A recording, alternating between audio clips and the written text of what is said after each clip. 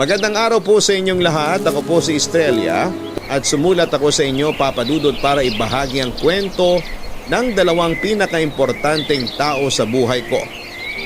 Sina Sol at Luna. Taong 1970s noong pareho silang natutong umibig pero sa kasamaang palad. Mga taong inibig nila ay nawala sa kanilang mga palad. Si Sol ay nakaranas ng malalangit at lupang pag-ibig, kung saan ay hindi niya naabot ang estado ng babaeng kanyang minahal na si Bilet. Sa kabilang banda, nagdadalamhati naman ang puso ni Luna nang mawala sa kanya ang lalaking pinakamamahal niya na si Manuel dahil sa isang aksidente. 5 taon simula nang pumanaw si Manuel.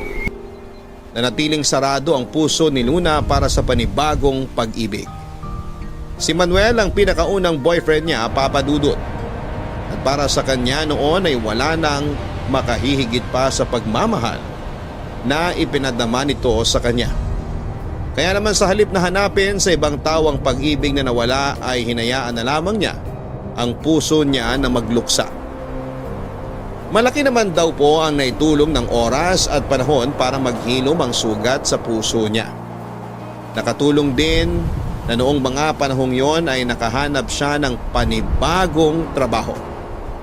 Mula sa pagiging kasambahay sa pamilya ng kaibigan niyang si Patricia, ay nagkaroon ng opportunity si Luna na ipakita ang galing niya sa pagluluto.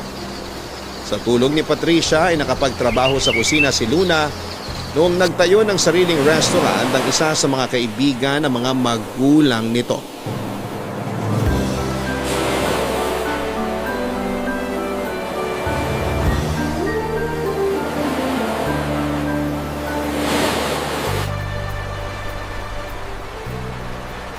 Kumusta ka naman sa bagong trabaho mo? Maayos naman. Madaming tao. Nakakapagod pero masaya. Kasi nagagawa ko yung gusto kong gawin at yun ay ang magluto.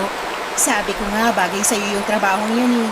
Kasi alam kong mahal na mahal mong pagluluto. Talagang kilalang kilala mo na ako, no? Oo naman. Hindi lang kaibigan ang turing ko sa'yo, kundi parang nakababatang kapatid na rin. Kilalang kilala na talaga kita. Salamat. Maswerte ako na nakilala kita. Kayo ng mga magulang mo. Malaki ang naitulong niyo sa buhay namin. Kaya habang buhay kong tatanawin ng utang na loob lahat ng mga bagay na nagawa niyo sa akin at sa pamilya ko. Walang anuman. Kung ano man ang meron ka ngayon, yun ay dahil karapat-dapat ka sa mga biyayang natatanggap mo. Matanong ko lang, ng puso mo, kumusta naman? Maayos na. May naiwan pang bakas mula sa sugat, pero maayos na. Naghihilom na. Nakakapanghinayang ano? Huwag mo nang balikan yan. Paiiyakin mo na naman ako eh. Pasensya ka na. Hindi ko lang talaga maiwasang maalala si Manuel kasi sobrang ganda ng naging pagsasama niyo. Nakakalungkot lang na maaga siyang binawi mula sa'yo. Hindi natin hawak ang buhay natin eh. Kahit gaano pa tayo kaingat, kung yung mga tao sa paligid natin walang respeto sa buhay nila, may madadamay at madadamay talaga. Ano na kayang balita sa nakabangga sa kanila? Ang sabi may nasagasaang tao rin daw yung sasakyan habang tumatakas eh. Hindi ko alam. Simula nung nawala si Manuel, hindi ko na binalikan yung puntong yun ng buhay ko. Masakit eh. Pinilit ko na lang yun na ibaon sa limo. Hayaan na lang natin na karmang sumingil doon kung sakali mang hindi pa siya nahuhuli. Tama. Ikaw naman, kumusta ka na? Eto. Masaya na ang puso.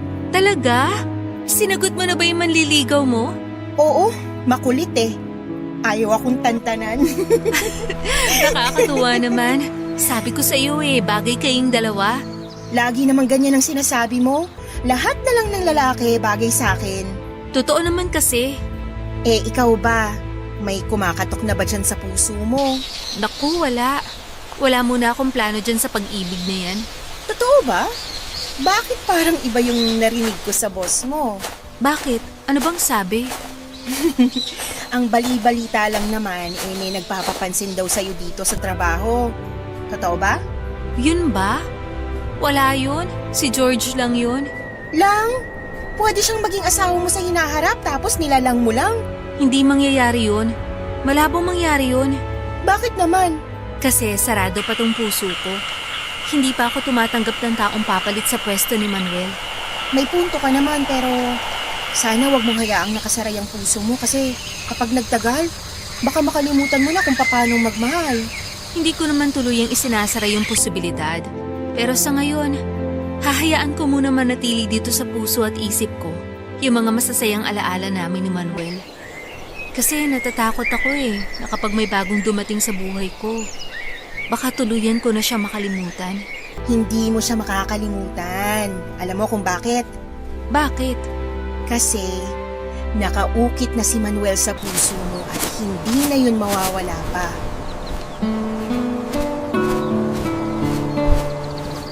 Aminado naman daw po noon na noong mga panahong yon ay lagi pa rin dumadapo sa isipan ni Luna si Manuel. Nasasayangan kasi siya sa maganda sanang future nito dahil napakabata niyang nawala. Sa kasamaang palad, Papa Dudut, ay hindi na nila nahanap kung sino ang nakabangga sa kanya na siyang dahilan ng pagkamatay nito. Pero kahit na ganoon ay pilit na tinanggap ni Luna ang katotohanan dahil wala naman siyang magagawa ukol sa nangyari. Ipinagpapasa Diyos na lamang niya ang lahat dahil alam ni Luna na hindi natin hawak ang buhay natin at hindi din natin alam kung papaano ang magiging ikot ng mundo. Simula noon ay nahirapan na si Luna na buksan ang puso niya para sa ibang tao. May pagkakataon nga noon na isang katrabaho ang sumubok na manligaw sa kanya. Mabait naman daw ang lalaki. Maalaga, gentleman at nakakatuwa siyang kasama. Inayaan niya itong manligaw sa pag-aakalang matututunan din niyang gustuhin ng lalaki. Pero kahit na anong pa-impress ang gawin ng lalaki sa kanya, ay hindi pa rin talaga siya nagustuhan ni Luna. Hindi raw kasi niya maiwasang ipagkumpara si Manuel sa mga bagong lalaki na nakikilala niya sa buhay. Napakataas daw ng standard na sinimulan ni Manuel. Kaya ngayon ay hindi na tinanggap ni Luna ang mga lalaking hindi kayang higitan o pantayan man lang ang pagmamahal at pag-aalagang ibinigay sa kanya ng namayapan niyang boyfriend. Dahil doon ay nanatiling single si Luna sa loob ng 5 taon, simula nang nawala si Manuel, Papa Dudut.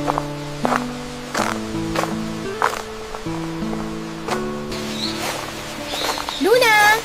Oh, Patricia! Sandali lang. Ilalagay ko lang sa supo tong in-order mong pagkain. Ay, salamat. Naubusan ako ng ulam sa bahay. Mabuti na lang naalala kita kaya dumaan ako rito sa resto bago ako umuwi. Heto, dinagdagan ko yan para sa'yo. Salamat. Walang ganang tao ngayon Wala nga Medyo matumal ang customer ngayon. Pwedeng-pwede ka makipagchismisan ngayon kung ganun. Pwede naman. Basta walang customer, pwede. Tsaka kilala ka naman ng boss ko Ano bang ichichismis mo? Ikaw ang kailangang magchismis. Ano nangyari sa manliligaw mo? Si George? Oo, George yata yung nabanggit na pangalan sa akin. Basta, yung nakwento mo dati na nagbibigay motibo. Anong nangyari sa kanya? Wala nangyari. Bakit naman? Hindi ko mapilit ang puso ko Kahit nautusan ko pa to na bigyan ng pagkakataon si George, wala talaga ayaw. Kaya yon, sinabi ko na lang sa kanya yung totoo. Ano ba kasi yung pumipigil sa'yo? At bakit ayaw mo pa makipagrelasyon sa ngayon? Hindi ko alam Huwag mong irason ng pamilya mo kasi nakakapagbigay ka na sa kanila ngayon. Oo, alam ko. Kahit papano, nakakaraos na kami sa pang-araw-araw namin. At hindi na kami namomroblema kasi pati mga kapatid ko natulungan ko na sila makahanap ng trabaho. Wala nang kaso sa akin kahit nabigyan ko pa ng atensyon tong puso ko. Ganun naman pala Bakit hindi mo sinagot si George kung ganun? Ayun nga. Hindi ko lang talaga nakikita si George bilang kapareha ko sa buhay. Ano bang itsura ng George na to? Nandyan ba siya? Para makita ko nga. Wag na! Ikaw naman, Patricia, nakakahiya. Titingnan ko lang naman. Baka hindi mo siya gusto kasi pangit siya. Hindi naman ako tumitingin sa panlabas na anyo Ano nga? Anong hindi mo gusto sa kanya? Saan banda siya bagsak? May May itsura naman si George. Mabait siya. Mahilig magpatawa. Kaso, hindi ko alam. Basta, kahit gaano ko kagusto makipagrelasyon, kung ayaw talaga ng puso ko, wala na akong magagawa. Sa bagay, mahirap nga namang ipagpilitang gustuhin ang ayaw mo. Sayang. Bakit naman sayang? Akala ko kasi magkakaroon ka na ng date eh. Wala naman sa akin kahit wala pa akong nobyo ngayon eh. Ang gusto ko kasi, magkaroon ka ng kasama kapag dumating na yung araw na pinakahihintay ko. Anong araw naman yun? Araw ng kasal ko. Ikakasal ka na? Oo! Nag-propose na sa akin yung boyfriend ko. Talaga? Congrats! Ang bilis naman. Anong sabi nila, ma'am? Siyempre excited din sila para sa akin. Natutuwa ako para sa'yo, Patricia. Parang kailan lang nung pinag-uusapan natin yung future natin. Tapos ngayon, eto na tayo. Unti-unti na nating naaabot yung mga pangarap natin. Oo nga. Kaya dapat ikaw maghanap ka na ng date para sa kasal ko, ha? Naku, parang mahihirapan tayo dyan. Huwag kang matakot sumugal ulit. Alam ko mahirap ipista ang puso sa isang bagay na walang kasiguruhan pero tsaka ko na makakahanap ka rin ng taong para sa'yo.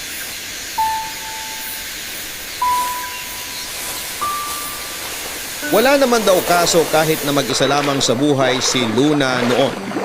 Sa katunayan, Papa Dudut ay mas nasuportahan pa niya ng maayos ang pamilya niya noon dahil iisa lang ang goal niya ng mga panahong yon. At yon ay ang makatulong sa mga magulang niya. Simulat sa Paul ay yun naman talagang naging hangarin niya. Kaya malaki ang pasasalamat niya na unti-unti na niyang natutupad ang buhay na gusto niyang ipadama sa kanyang pamilya. Maganda ang trabahong pinasukan ni Luna, Papa Dudut. Maliban sa pagluluto na talaga ang passion niya, ay malaki ang pasasalamat niya dahil mabait at maalaga sa mga staff ang naging boss nito. 3 silang kusinera sa restaurant at pang-4 ang boss niya na siyang namamahala sa restaurant. Tumagal si Luna doon hanggang sa nakuha niya ang tiwala ng kanyang boss. Kalaunan ay sa kanya ibinigay ang tungkulin na mamuno sa kusina. Para kay Luna, hindi pa niya tuluyang naaabot noon ang pangarap niya sa buhay. Pero kahit papaano ay thankful na siya dahil hindi na sila katulad ng dati na isang kahig, isang tuka. Enjoy na noon si Luna sa buhay na meron siya. Hanggang sa isang araw ay biglang nagparamdam ang tadhana. Papa Dudut, patapos na noon ang taong 1975 nang ang mundo niya at ang mundo ni Sol ay pinagtagpo sa hindi inaasahang pagkakataon. Papa Dudut, ang kwento sa akin ay pauwi na raw noon si Luna galing sa trabaho. Ginabi siya ng uwi dahil kinailangan nilang bumuo ng special menu para sa paparating na Kapaskuhan. Bilang siya na ang namumuno sa kusina ng restaurant noon, ay sa kanya nakasalalay ang mga pagkaing ihahain ng naturang restaurant. Habang naglalakad siya papunta sa sakayan ng jeep, ay isang lalaki ang nakasabay niya sa kanyang pagtawid. Halatang pagod ang lalaki at parabang wala sa kanyang sarili. Nakayuko lamang ito at nakatingin sa semento na parabang napakalalim ng kanyang iniisip. Maya-maya ay bigla itong tumawid ng hindi tumitingin sa kanyang paligid. Agad napansin ni Luna ang paparating na taxi at bago pa man magkaroon ng aksidente ay hinabol ni Luna ang lalaki at sa kanya ito hinila pabalik. Dahil sa panik ay natapilok pa si Luna at nawala ng balanse. Sinubukan siyang saluhin ng lalaki pero pareho silang sumubsob sa kalsada. Mabuti na lang daw at walang tao ng mga oras na yon dahil nakakahiya raw ang eksenang yon, Papa Dudut. Namimilipit sa sakit si Luna dahil nadali ang paa nito. Agad naman siyang tinulungang bumangon ng lalaki at sinamahan siyang maupo sa malapit na waiting shed.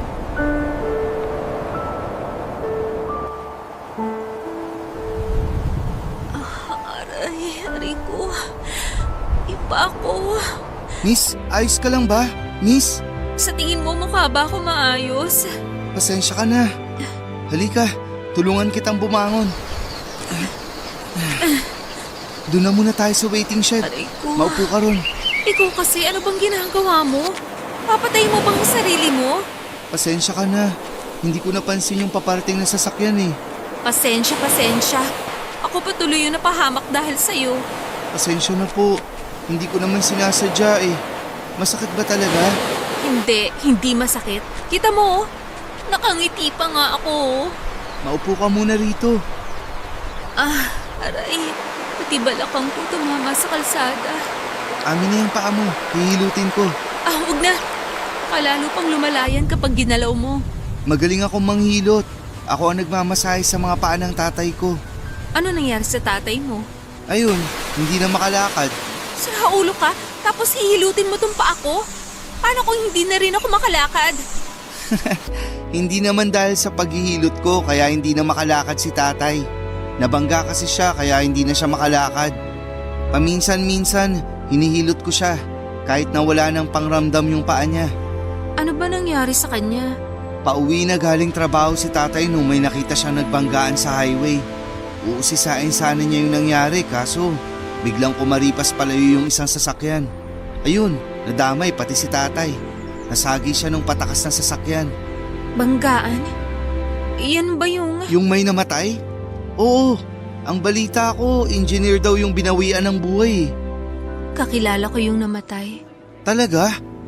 Oo. Dati ko siyang nobyo. Hala, ang galing. Anong magaling doon? Hindi, ang ibig kong sabihin, may connection pala tayong dalawa. Kasi yung tatay ko at nobyo mo, isa lang pala ang nakaaksidente. Ano nga magaling doon? Sorry, wala. Walang magaling sa nangyari. Heto, bebendahan ko na lang ng panyo tong paa mo. Lagyan mo na lang ng yelo pagka uwi mo para hindi mamaga. Pasensya ka na, hindi ako tumitingin sa dinadaanan ko. Wala na tayong magagawa. Nangyari na eh. Sa susunod, tumingin ka sa dinadaanan mo bago ka tumawid sa kalsada. Wala lang talaga ako sa wisyo ngayon. Alam ko naman na lahat tayo ay may pinagdadaanan. Pero wag mo naman bigyan ng problema ang pamilya mo kapag ikaw naman yung naaksidente. Alam ko, pasensya ka na talaga. Pasensya na rin sa nangyari sa boyfriend mo. Wala yun. Nga pala, wala ka bang balita sa nakaaksidente sa tatay mo at kay Manuel? Wala pa eh. Ang sabi, mayaman daw kaya hindi mahuli-huli. Baka nga nahuli na pero dahil may kaya, baka di na natin makukuha yung hustisya. Ang hirap talaga kapag wala kang laban sa mayaman.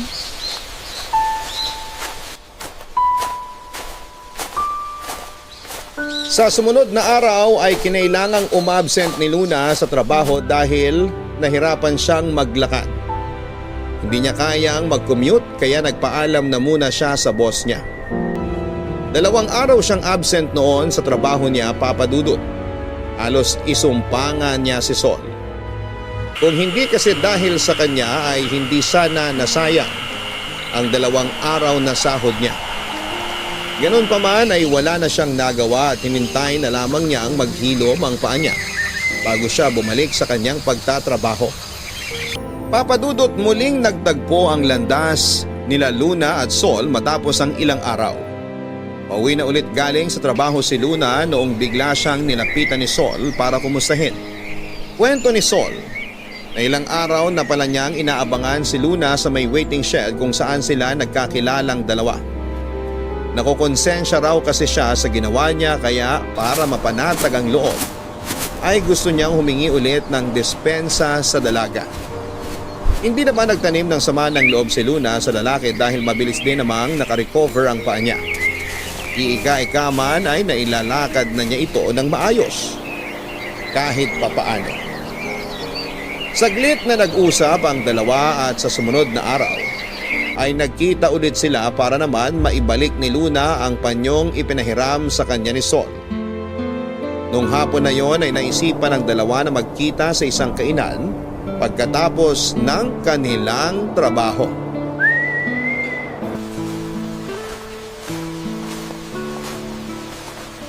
Mabuti naman maayos na yung paa mo. Oo. Sinunod ko yung sinabi mong lagyan ng yelo. Pasensya na ulit ha. Babawi na lang ako.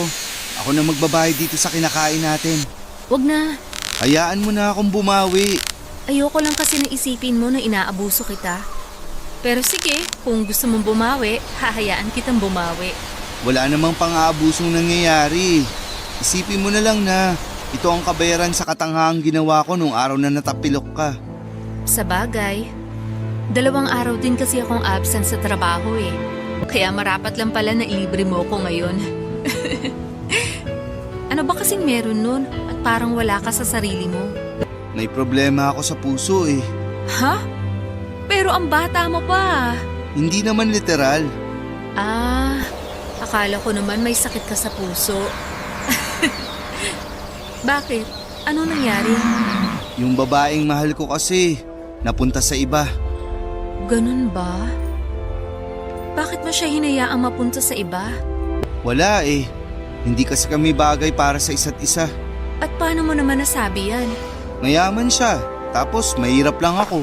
Hindi naman problema yun eh. Kapag nagmamahalan kayo, malalampasan niyo ang bawat problemang ibabato sa inyo. Hindi yun ganun kadali. Hindi naman to drama sa radyo na nagkakatuluyan ng mga taong langit at lupa ang pagitan. Hindi mo siguro kasi ipinaglaban, kaya ganun na nangyari. Ikaw ba? Anong gagawin mo kung kunwari ako yung boyfriend mo tapos bigla mong nalaman na nagkaroon ako ng anak sa ibang babae? Siyempre, masasaktan. Ako yung karelasyon mo. Paano ka magkakaroon ng anak sa iba? Ibig lang sabihin nun, niloloko mo ko at para sa akin, kapag niloko mo ko, hindi na kita pagbibigyan pa. Kung ganun, tama lang pala yung ginawa ko. Sandali. Ibig mong sabihin na buntis siya ng ibang lalaki? Yung babaeng mahal mo? Oo, ganun na nga nangyari. Gusto naman niyang salbayin yung relasyon namin. Gusto niyang makipagtanan sana, kaso hindi ako tumuloy kasi nga nalaman ko may bata na sa sinapupunan niya. Pero mahal mo pa rin ba siya hanggang ngayon? Oo, mahal na mahal. Kaya nga ako nagkakaganito eh.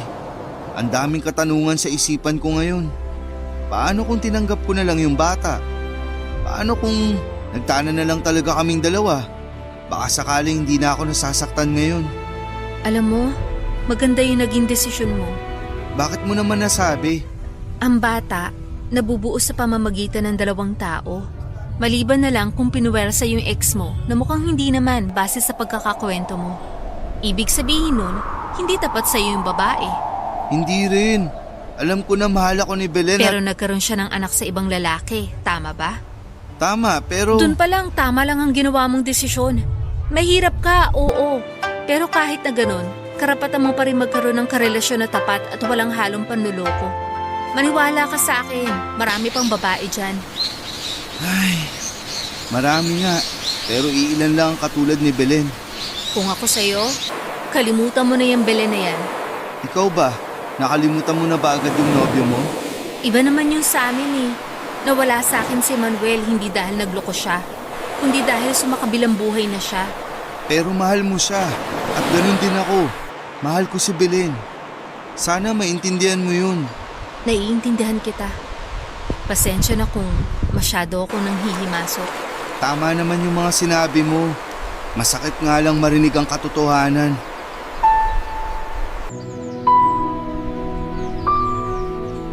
Papadudot, doon na po nabuo ang hindi inaasahang pagkakaibigan sa pagitan nila Sol at Luna. Simula noon, kapag may oras sila ay naghihintayan sila sa lugar kung saan sila unang nagkita para pag-usapan ang naging araw nila. May mga pagkakataon din na lumalabas sila para magliwaliw. Unti-unti ang pagkakaibigan nilang yon ay nakabuo ng matatag na pundasyon. Sa kanilang pagsasama, papadudot, ay maraming napagtanto si Luna na pagkakahalin tulad nila ni Sol at Manuel. Tulad ni Manuel ay mabait at maalaga din si Sol. May mga bagay itong ginagawa sa kanya na dating ginagawa na sa kanya ng namayapan niyang nobyo. May tinatago rin po itong kakulitan at minsan kahit matigas ang ulo ay lagi naman siyang nauunang magpakumbaba. Kaya siguro'y mabilis na gumaan ang loob ni Luna sa binata dahil nakikita niya si Manuel dito. Tumagal ng ilang taon ang pagkakaibigan nila hanggang sa napansin ni Luna na unti-unti na palang nahuhulog ang loob niya kay Sol.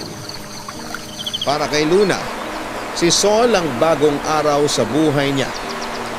Mahabang panahon din kasi na wala siyang ibang ginawa kundi ang kumayod para sa pamilya. Noon lang ulit niya naramdaman kung paano maging masaya sa tulong ng ibang tao.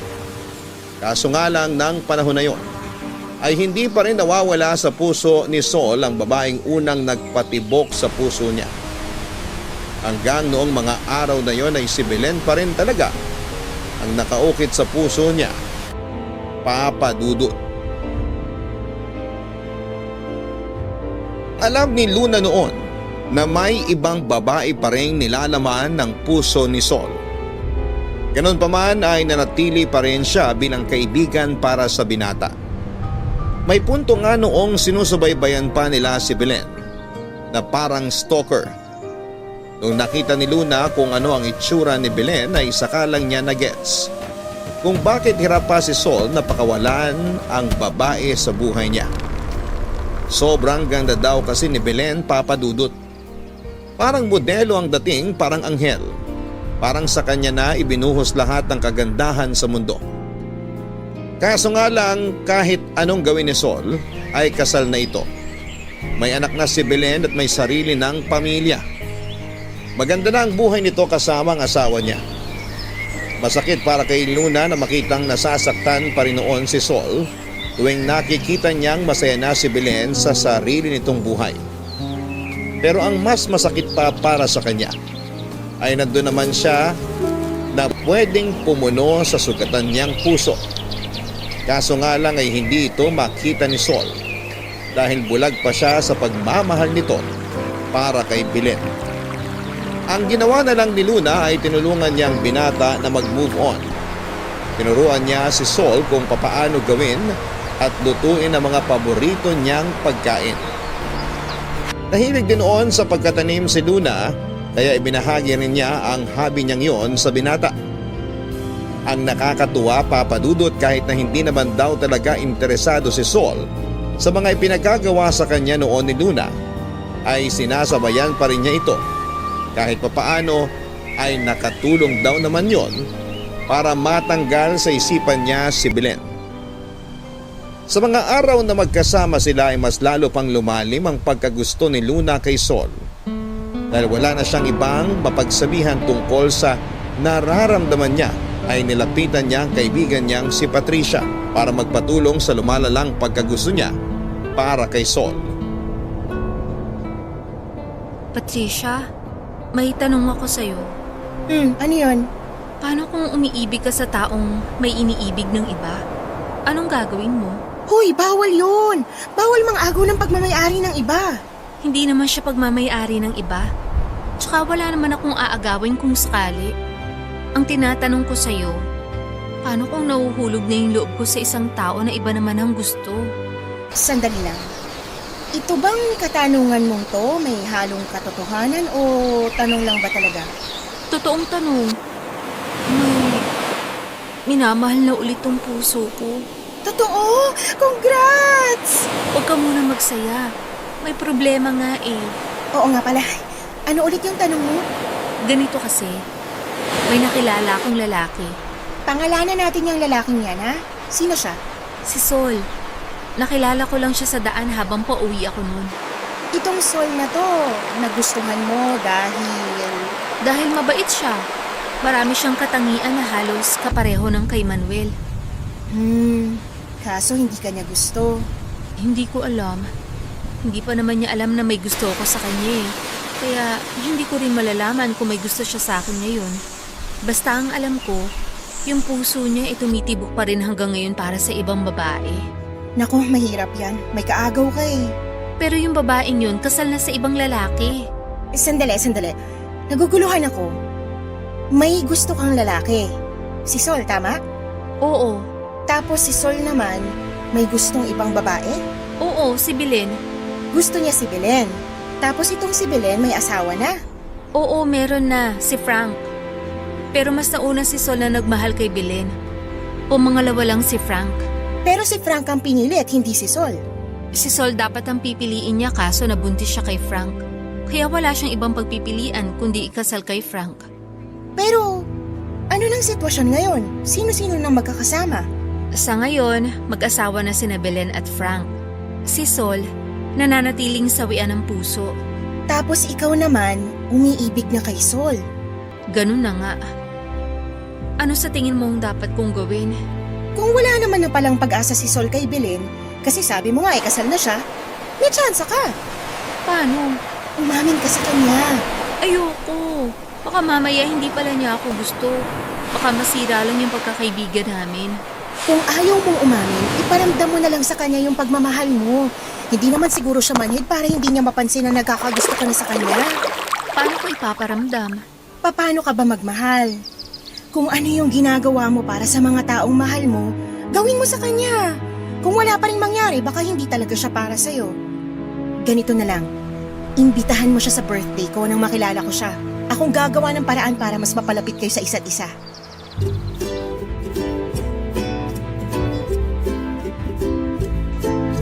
Bilang selebrasyon sa kanyang 32nd birthday ay sa dagat nag-celebrate si Patricia Papadudut.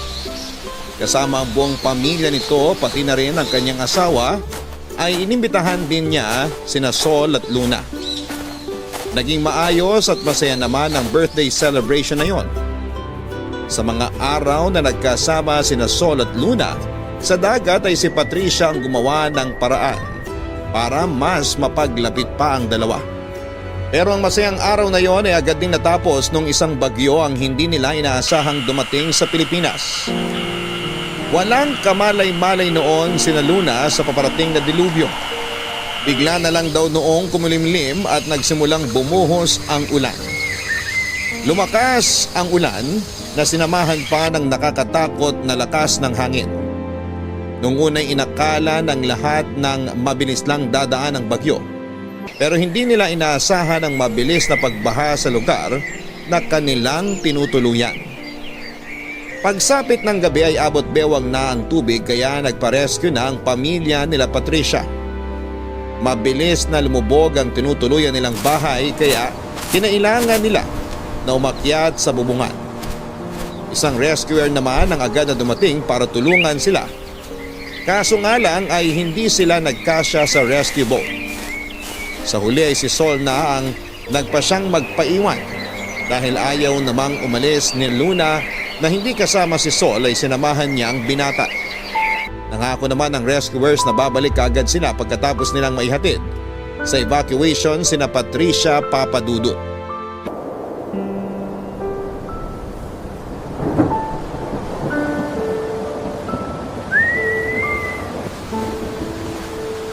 Luna, ayos ka lang ba? Oo, ayos lang ako. Hindi ka ba nilalamig? Medyo. Pero hindi ko na yun nararamdaman kasi natatakot ako para sa lagay natin ngayon. Huwag kang mag-alala. Babalik din daw agad yung rescue boat para kunin tayo. Sana nga makarating sila agad sa ligtas na lugar. Hindi ko na alam ang gagawin ko kapag inabot tayo ng tubig dito sa bubong. Huwag kang mag-alala. Hindi naman kita pababayaan eh. Natatakot ako, Sol. Hindi ako marunong lumangoy. Magdasal ka lang. Hindi tayo pababayaan ng Diyos. Oh Diyos ko, dito na po ba ako mamamatay? Patawarin niyo po ako sa lahat ng kasalanang nagawa ko. Kayo na po ang bahala sa amin. Magtiwala ka sa akin. Hindi kita hayaang mapahamak. Basta dito ka lang sa tabi ko. Maraming salamat. Salamat din at nanatili ka. Sa totoo lang, natatakot din ako. Kung ako lang naiwan dito mag-isa, hindi ko na alam kung anong gagawin ko. Hindi kita pwedeng iwan. Ako ang nag-imbita sa iyo na pumunta rito, kaya hindi kita hahayaang mag-isa lang. Hindi ko mapapatawad ang sarili ko kung sakali mang may mangyari sa iyo masama. Alam mo, naaalala ko sa iyo si Belen. Bakit naman? Kasi katulad niya, ikaw lang din ang nagbigay ng importansya sa akin kahit na ganito lang ako. Huwag mong nilalang yung sarili mo, Sol. Hindi mo lang siguro napapansin pero maraming taong nagmamahal sa iyo. Tulad naman Nino. Ako, hindi mo ba nararamdaman yung pagmamahal na binibigay ko sa'yo? Ibang klase ng pagmamahal naman kasi yun. Pagmamahal bilang kaibigan.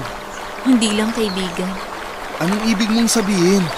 Alam kong wala sa lugar itong sasabihin ko. Kasi binabagyo na tayo't lahat pero hindi natin alam kung ano mangyayari sa atin dito ngayon. Kaya sasabihin ko na sa iyo ang totoo bago pa mahuli ang lahat. Hindi kita maintindihan. May gusto ako sa iyo, Sol. Talaga? Oo. Kaya ako nandito. Kaya kita sinamahan. Kaya ayaw kitang iwan kasi may nararamdaman na ako para sa iyo. Luna, Sorry. Kung ano-ano nang pinagsasasabi ko. Kalimutan mo na lang yung mga sinabi ko. Halo-halo na yung nararamdaman ko ngayon eh. Sana bumalik na yung rescuers para ma-rescue na nila tayo. halika rito. Tumabi ka sa akin para mawala yung takot mo kahit konti. Makakaligtas tayo dito. Hindi ko hayaang may mangyari sa atin. Salamat. Ngayong alam ko na kung ano ang totoong nararamdaman mo para sa akin. Hindi na kita pakakawalan sa tabi ko.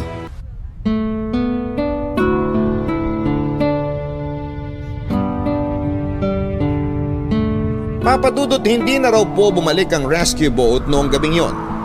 Nanatili sina Sol at Luna sa bubong ng tinutuluyan nilang bahay.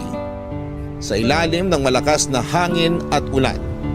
Kahit na sobrang lamig, walang ilaw at walang kasiguraduhan. Sa kanilang kaligtasan ay parehong hinintay ng dalawa na mag-umaga. Halos 15 oras silang nanatili sa lugar na yon bago sila naisalba ng mga rescuers. Pagkarating nila sa evacuation center ay sari-saring emosyon ang naramdaman ni Luna. Marami ang tulala, umiiyak at hindi alam ang gagawin. Agad na hinanap ni Luna sina Patricia sakalang siya nakahinga nung muli niyang nakita na safe ang dating amo niya. Kaso nga lang ay isa sa kanila ang nawawala, Papadudot. Walang iba kundi si Patricia. Doon na napansin ni Luna na may mali. Namumugto ang mata ng nanay ni Patricia samantalang hindi naman mapakali ang asawa nito sa pakikipag-usap sa mga otoridad. Saka na lamang nalaman ni Luna ang nangyari nang makausap nito ang mga dati niyang amo. Kaya pala hindi na bumalik ang rescue boat ng gabing yon ay dahil tumaob pala ito dulot ng lakas ng ragasan ng tubig. Nakaligtas naman ang mga sakay nito maliban kay Patricia na mabilis na inanod ng tubig. Papadudot October 20 nung nangyari ang bagyo. Pero October 31 na nahanap ang mga labi ni Patricia. Isa raw ang sakunang yon sa mga hinding-hindi makakalimutan nila Sol at Luna sa buong buhay nila, Papadudot. Mula sa kasiyahan ay nauwi ang pagtitipon na yon sa isang trahedya. Nawalan sila ng kaibigan pero kasabay nito ay isang realization din ang napagtanto ng dalawa sa kalagitnaan ng dilubyo. At yun ay kung gaano sila kahalaga para sa isa't isa. Pagkatapos ng nangyari, sakalang nalaman ni Luna kung gaano pala kalala ang nangyaring bagyo. Ang bagyong Kadiing ang maituturing na pinakamalakas na bagyong nanalanta sa Pilipinas ng taong yon, Papadudot. Marami ang napinsalang kabahayan, marami ang namatay at nawala at isa na nga po sa mga binawian ng buhay ng panahong yon ay si Patricia na matalik na kaibigan ni Luna. Damang-dama ko ang sakit na nararamdaman ni Luna nang ikinuwento niya sa akin ang pagkawala ng best friend niya. Napakalaki raw kasi ng naging ambag ni Patricia sa buhay ni Luna. At ang lahat ng ito ay araw-araw niyang pinagpapasalamat. Ilang araw na pinagluksa ni Luna ang pagkamatay ni Patricia at sa mga araw na mabigat ang kalooban nito ay kailanman ay hindi siya iniwan ni Sol, Papadudot.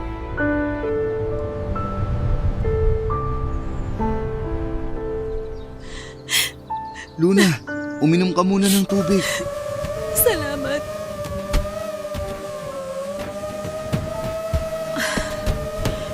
Hindi pa rin talaga naniniwala tong isipan ko na wala na si Patricia. Nakikiramay ako sa iyo sa pagkawala ng kaibigan mo. Salamat. Salamat at hindi mo ako iniwan, Sol. Kung wala ka sa tabi ko, hindi ko alam kung kakayanin ko pa bang harapin tong kalungkutan na meron ako ngayon. Sabi ko naman sa iyo, hindi na kita hayaang malayo sa akin. Lalo na ngayon na Nabawasan ka na naman ng mahal sa buhay. Bakit kaya ganun? Lagi na lang akong binabawian ng mahal sa buhay. Kung sino yung mga taong napapalapit sa puso ko, sila pa yung maagang nawawala. Ganito kasaklap ang buhay natin dito sa mundong to. Hindi natin alam kung hanggang kailan ang itatagal ng buhay natin. Kasi sa simula pa lang, hindi naman talaga atin to. Nakakalungkot lang isipin na hindi man lang naranasan ni Patricia ang makabuo ng pamilya, ang tumanda. Hindi niya na makikita yung pangarap niya para sa akin na ikasal balang araw sa taong nakatakda para sa akin. Naniniwala ka ba sa kabilang buhay? Oo. Kasi yun lang naman ang tanging pinangahawakan nating mga naiwan dito. Kahit papano, nakakapagpalubag loob na isiping nasa paraiso na sila. Masaya at walang problema. Tama ka. Dun sa kabilang buhay mararanasan ni Patricia ang bagay na hindi niya nasubukan dito. Panigurado naman ako na babantayan ka pa rin niya. Makikita pa rin niya ang mga susunod na kabanata sa buhay mo. Salamat talaga sa pagsama mo sa akin. Walang anuman. Ay, Luna, yung mga bagay na nasabi mo nun sa akin nung magkasama tayo sa bubong ng tinutuluyan natin, totoo ba talaga yung mga yon? Yun ba? Kalimutan mo na yun. Wala lang ako sa wisyo nun. Ganun ba? Kasi kung totoo yung mga yon, gusto ko rin sanang kumpirmahin tong nararamdaman ko sa'yo. Anong ibig mong sabihin? Gusto sana kitang ligawan. Ha?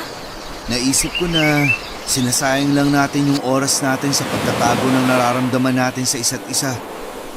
Yung nangyaring trahedya sa atin, doon ko napagtanto kung gaano kakalaga para sa akin. Doon ko napagtanto na kung ano yung nararamdaman mo para sa akin, yun din ang nararamdaman ko para sa'yo. Sol, Kaya sana, hayaan mo akong ligawan kita para mapatunayan ko sa'yo ang sinseridad ng mga sinasabi ko. Sol, totoo ba to? Oo, totoo to. Hindi ko man nasungkit ang buwan nung una akong umibig. Heto ako ngayon, susubok ulit. Kaya sana, bigyan mo ako ng pagkakataon na ipakita naman sa'yo ang pagmamahal ko. Pumapayag ako magpaligaw sa'yo. Maraming salamat, Luna. Kung nandito lang sana si Patricia, matutuwa siya sa nangyayari ngayon. Natitiyak kong nakangiti na siya ngayon sa langit. Simula ngayon, ako na ang magiging sandalan mo. Ako na ang magbibigay ng liwanag at saya sa buhay mo. Ibibigay ko sa iyo ang isang bagay na matagal nang nawala sa iyo. At yun ang muling magtiwala sa pag-ibig.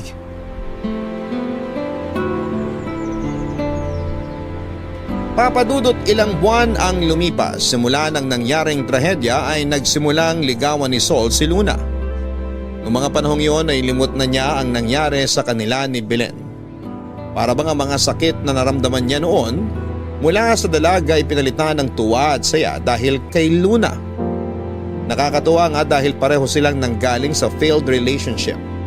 Kaya pala hindi sila nagkatuluyan ni Belen dahil ibang babae pala ang nakalaan para sa kanya. Sa kabilang banda ay maaga mang nawala ng minamahal si Luna ay agad din namang dumating si Sol sa buhay niya. Ang bagong lalaking nagmahal sa kanya ng totoo. Para silang dalawang bituin mula sa kalawakan na dating nag-iisa. At walang kasama pero sila ay pinagtagpo ng tadhana at pinagsamang dalawa. Kilig na kilig ako noon, Papadudot, habang kinikwento sa akin nila Sol at Luna ang parte ng buhay nilang yon.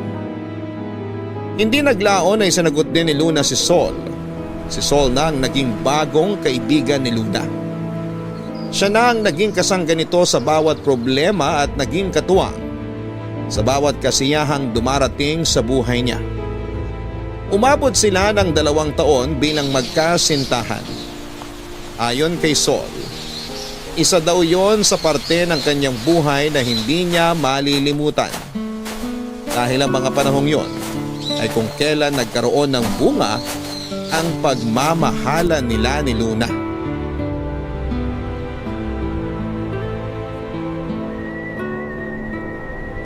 Luna? Luna, anong ginagawa mo rito sa bahay? Andyan ka na pala. Kanina pa kita hinihintay. Bakit hindi ka pumasok? Halika, pumasok muna tayo sa loob. Wag na. Dito na lang muna tayo sa labas mag-usap. Bakit? May problema ba? May gusto sana akong sabihin sa'yo. Ano yun? Sol, sa tingin ko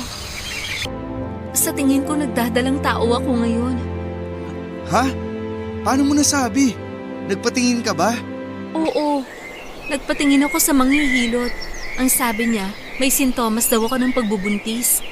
Ilang araw na rin akong hindi dinadatnan. Tsaka palagi ako nahihilo at nagsusuka pagkagising ko sa umaga. Totoo ba? Buntis ka talaga? Sa tingin ko, oo. Magiging tatay na ako? Hindi ka ba natatakot? Bakit naman ako matatakot? Kung ano ang nandyan sa sinapupunan mo ngayon, yan ay bunga ng pagmamahalan nating dalawa. Pero hindi pa natin kaya magkaroon ng sariling pamilya sa ngayon. Biyaya yan mula sa itaas. Kung ibinigay sa atin to ng ganito kaaga, sino ba naman tayo para questionin yun, di ba? Tsaka, pareho naman tayong may trabaho. Kaya naman natin buhayin ng bata kung sakali. Ano na lang ang sasabihin ng ibang tao? Mas mauuna pa tayo magkaroon ng anak bago tayo ikasal. Kung gusto mo, magpakasal na tayo ngayon din. Saan naman tayo kukuha ng ipangkakasal natin? Pareho naman tayong walang ipon. Hindi naman natin kailangang ikasal agad sa simbahan eh. Pwede namang sa uwes. Unahan na natin yung mga taong mapanghusga. Kung may masabi man sila, ang mahalaga, legal na tayo kung sakali. Sigurado ka na ba rito? Matagal na akong sigurado sa'yo, Luna. Huwag kang matakot. Ano bang ikinababahala mo? Yung mga tsismosa? Hayaan mo silang magtsismisan. Kung ako ang tatanungin mo, handang-handa na ako maging tatay. Handa na ako maging asawa mo. Di ba nga, palagi nating sinasabi na maikli lang ang buhay? Kaya bakit pa natin patatagalin to? Kung pwede nang gawin ngayon. Ay, tama ka nga. Biyaya to mula sa Diyos. Hindi tayo dapat natatakot. Pero para makasiguro tayo, gusto mong samahan kitang magpatingin sa klinik? Libre ang check-up doon. Pwede ba? Oo, pwede tayong pumunta sa Biyernes. Sige, para makumpirma na ang lahat. Sabik na akong malaman kung anong magiging anak natin. Ano sa tingin mo? Babae o lalaki? Huwag ka muna magbilang ng manok na hindi pa napipisa. Hindi pa tayo sigurado na buntis nga ako. Katawan mo yan. Tiwala ako sa nararamdaman mo. Gusto mo, ipakita natin kay nanay ang tiyan mo? Sigurado ako na alam niya kung buntis ang isang babae o hindi. Kasi naranasan na niya yun. Paano kung magalit sila? Hindi sila magagalit. Mas matutuwa pa sila kaysa sa akin kapag nalaman nilang buntis ka. Sige, pero kung sakali nang buntis nga ako, huwag na muna sana nating ipagkalat. Oo naman. Halika, pumasok na tayo. Alalahin na kita. Salamat. Sana babae. Babae ang gusto mo. Ako naman gusto ko ng lalaki. Abangan na lang natin sa susunod na 9 na buwan.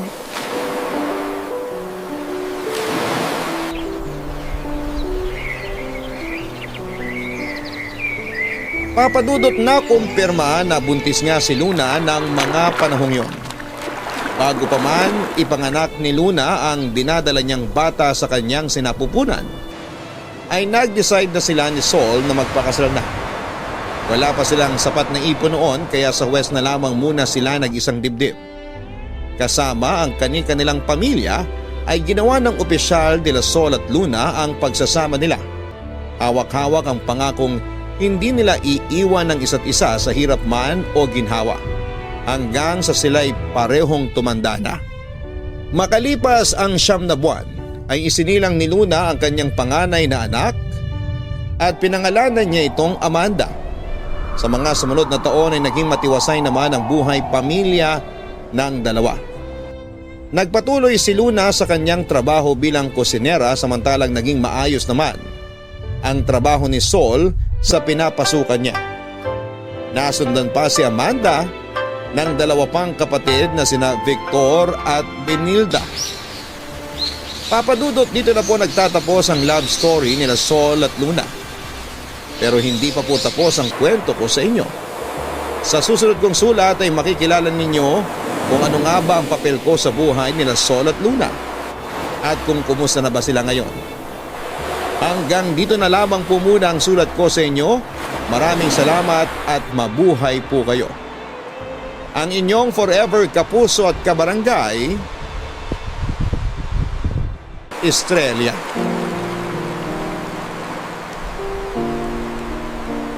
May mga bagay talagang sadyang hindi nakalaan para sa atin, pero wag sana tayong panghinaan ng loob. Dahil pagkatapos ng mga kabiguan ay sigurado akong susundan ito ng mga bagay na matagal nang nakaplanong mapa sa atin. Magtiwala lang tayo sa plano ng Panginoon. Dahil ang mga planong inihanda niya para sa atin ang siya talagang nakatakdang mapapa sa atin. Magandang araw po sa inyo, ako po si Estrella. At sa mga nakaraang araw ay binahagi ko po sa inyo ang kwento ni Sol at Luna, ang dalawang pinakaimportanteng tao sa buhay ko. Taong 1970s noong unang nagkakilala sina Sol at Luna, na noon ay parehong sawi sa pag-ibig. Naging magkaibigan sila, nagkamabutihan at kalaunan ay pumasok sa isang relasyon. Ang pagsasamang nabuo sa pagitan nila ay nakabuo ng isang masayang pamilya na punong-puno ng pagmamahal. 1983 noong pinanganak ni Luna ang kanilang bunso na si Benilda. Tatlong naging anak nila Sol at Luna Papadudut.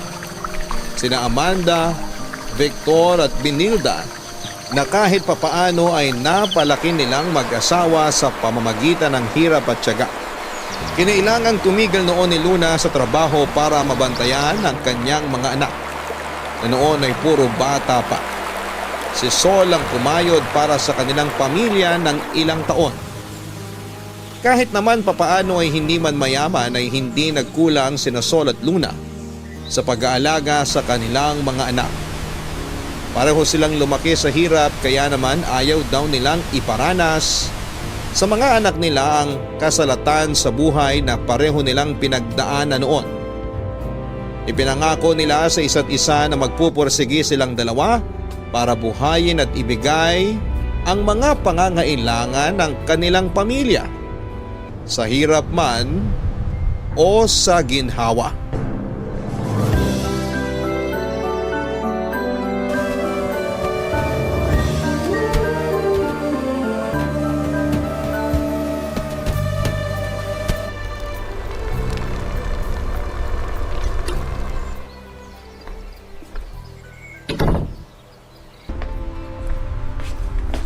Luna? Luna, gumising ka na dyan. Oh, nandito ka na pala. Anong oras na? Mag-aalas 10 na. Bakit dito ka pa sa sala natulog? Hinihintay kasi kita. Hindi ko na malaya na nakatulog na pala ako. Yung mga bata, Kanina pa sila tulog. Bakit ngayon ka lang umuwi? nag-imbita yung mga katrabaho ko na kumain sa labas. Ayun, nagkaayaang uminom. Napasabak ako nang wala sa oras. Kaya pala amoy alak ka? Hindi naman ako masyadong naglasing. Eh bakit pala kayo kumain sa labas? May nag-birthday ba? Wala naman, pero may maganda akong balita sa'yo. Ano yun? Na-promote ako. Talaga? Oo. Kanina lang ako sinabihan. Hindi ko alam na isang buwan na pala nila kaming sinusubaybayan. Yung boss namin sa factory, nung isang buwan pa pala nagpasa ng resignation letter niya. Ako yung napili niyang pumalit sa kanya. Kasi ako raw yung marami ng pinagdaanan sa trabaho. Nakakatuwa naman. Congratulations, Sol. Salamat. Nakakaiya naman kung di ko pagbigyan yung mga katrabaho ko kaya lumabas na kami. May rason naman pala kung bakit ka ginabi. Marapat lang din na magdiwang ka. Alam ko kung gaano ang pagod mo sa trabaho. Kaya masaya ako na sa wakas. Napansinan nila ang pagiging tapat mo sa trabaho. Kaya nga eh. Nagulat din ako pero salamat talaga sa Diyos at ako yung pinili nila. Dahil dyan ipagluluto kita. Gusto mo pa bang kumain? Wag na. Bukas na lang para sabay-sabay tayo ng mga bata. O sige, Tara na, matulog na tayo. sandali lang. May sasabihin pala ako sa'yo. Ano yun? Napag-isip-isip ko lang. paano kung magtrabaho na kaya ulit ako? Paano yung mga bata? Hindi ko naman sila iiwan. Dito ako sa bahay magtatrabaho. Paano mo gagawin yun?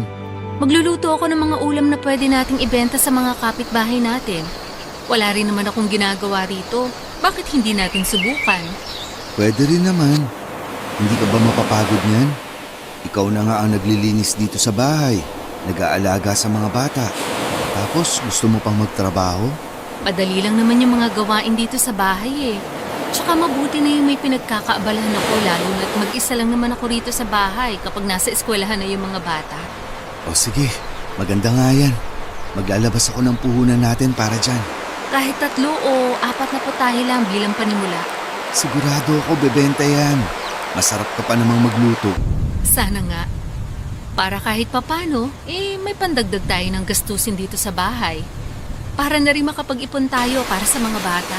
Susuportahan kita basta masaya ka sa ginagawa mo. Salamat. Halika na, matulog na tayo. O sige, halika na. Papadudot unti-unti ay binuo nila Sol at Luna ang mga pangarap nila sa buhay.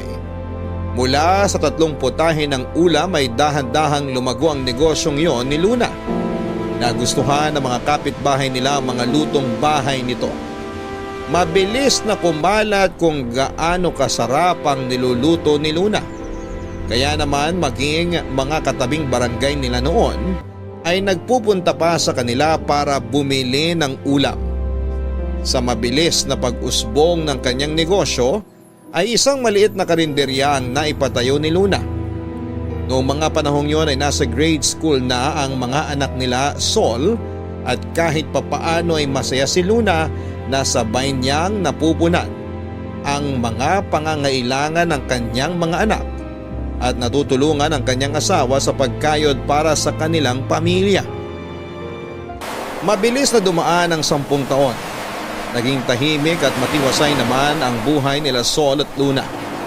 Wala silang gaanong naging problema dahil pinanindigan nila ang pangako nila sa isa't isa na magmamahalan sila ng tapat at magtutulungang may taguyod ang pamilyang pinapangarap nila. Sa loob ng mga taong yon ay isang bagay ang pinag-ipunan ni Sol para kay Luna.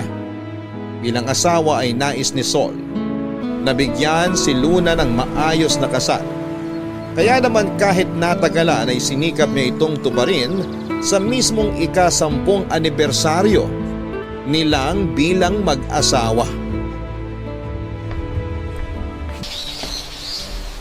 Magandang umaga.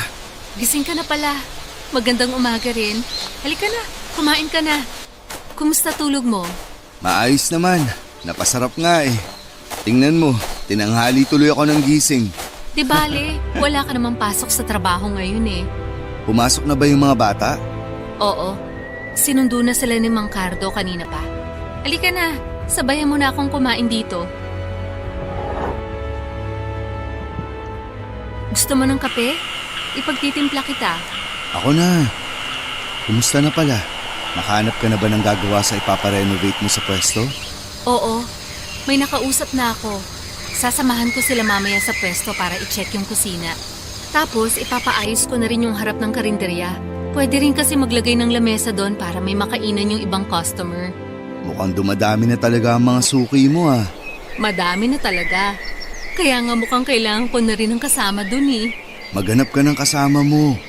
Yung pamangkin ni Aling Tessa dyan sa may kanto. Naghahanap yata ng trabaho yun. Talaga? Makausap nga mamaya. Itanong mo, baka pwede siya. O sige, dadaan ako doon mamaya. Ano palang plano mo ngayong araw? Mamamalengke, tapos diretso na ako sa karinderya. Ba't mo natanong? Paano kung magpahinga ka rin ngayon? Ngayon? Bakit naman? Sayang yung kikitain eh. May sorpresa kasi ako sa iyo eh. Ha? Anong sorpresa naman yan? Pikit ka. Anong pakulunan naman to, Sol? Pikit ka na. Oh, heto na, nakapikit na. Amin na yung kamay mo. Ayan. Teka, sinusuotan mo ba ako ng singsing? Pwede ka nang dumilat. Singsing nga! Ibinili mo ako ng singsing? Para saan? Anong okasyon? Hindi lang yan basta singsing. Eh ano? Luna, gusto sana kitang pakasalan ulit. Ano? Nagpo-propose ka ba? Oo, alam ko na masyadong mabilis yung nangyaring pag-iisang dibdib natin noon. Gusto ko ngayon, sa simbahan naman tayo ikasal. Sol, Huwag kang mag-alala, matagal kong pinag-ipunan to. Sabi ko sa sarili ko na hindi ako makakapayag na hindi tayo ikasal sa simbahan. hindi mo naman na kailangan gawin to eh. Pero gusto ko, kaya nga ako nag-ipon para sa araw na to. Kaya tatanungin ulit kita, Luna. Katulad ng tanong ko sa'yo 10 taon na nakakalipas. Gusto mo ba akong pakasalan sa ikalawang pagkakataon? Oo naman, pakakasalan kita kahit ilang beses pa.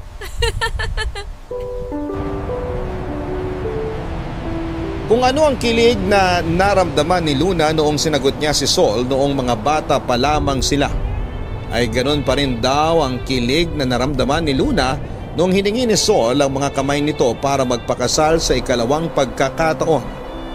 3 buwan ding pinaghandaan ng mag-asawa ang kanilang kasal sa simbahan. Kasamang mga anak, malalapit na kaibigan, katrabaho at pati na rin ang mga dating amo ni Luna na magulang ng namayapa nilang kaibigan na si Patricia, ay muli silang sumampa ng kanilang pagmamahalan sa harapan naman ng Diyos. Pagkatapos ng milestone nilang yun, ay nagpatuloy ang pag-usbong ng pamilya ni Sol at Luna Papadudut. Pinagtulungan nilang palakihin ang kanilang mga anak na mabuti, may galang at takot sa Diyos. Masasabi ng dalawa na lubos silang pinagpala dahil sa patuloy na pagdating ng grasya sa kanilang buhay. Ang karinderya business ni Luna ay lumago. May punto nga noon na siya ang mag-cater sa mga malalaking events tulad ng kasal at birthday. Nang mga panahong yon ay naisipan ni Sol na mag-resign na sa trabaho para matulungan ang kanyang asawa sa lumalaking negosyo ng kanilang pamilya. Ang karinderya nila ay lumaki at naging restaurant. Sa pamamagitan ng business nilang yon ay maayos nilang napag-aral ang 3 nilang anak. Lahat sila ay nakapagtapos sa kolehiyo at nakahanap ng kanya-kanyang trabaho. Mabilis na lumipas ang mga taon, Papadudut, hanggang sa hindi nila namamalayang isa-isa nang nagkakapamilya ang mga anak nila. Papadudot na unang nagkapamilya ang panganay nila Sol at Luna na si Amanda. 18 years old lang siya noon nang nabuntis siya ng kanyang boyfriend at ako po ang naging bunga ng pagmamahalan nilang yon. Sa kasamaang palad dahil mga bata pa ay iniwan si nanay ng kanyang dating nobyo.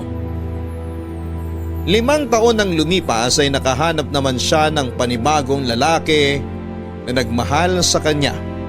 Sa edad na 23 ay bumukod si nanay kasama ako at ang naging stepfather ko. Dahil doon ay malimit ko lang noong makita ang Lolo Sol at Lola Luna na pawang nasa edad na 50 anyos na noon. Hindi na po ulit nagkaanak ang nanay Amanda ko. Dahil kalaunan ay napag-alaman nilang baog ang stepfather ko. Yon ang kalimitang rason kung bakit lagi nag-aaway ang mga magulang ko noon. Hindi ko alam kung bakit pero ang pagiging baog ang ginawang dahilan ng stepfather ko kung bakit siya nambababae. Hindi nagtagal ay nilayasan niya kami at mas pinili niyang sumama sa ibang babae, Papadudut. Sa loob ng 10 taon ay mag-isa akong inalagaan ni Nanay Amanda hanggang sa naisipan nitong maging OFW sa UAE. Dahil walang mag-aalaga sa akin ay iniwan ako ni Nanay kina Lola Sol at Lola Luna. 15 years old ako noon, Papadudut, nung iwan ako ni Nanay. 3 taon siyang nagtrabaho sa ibang bansa bago kami nakarinig ng masamang balita mula sa pinagtatrabahuhan niya.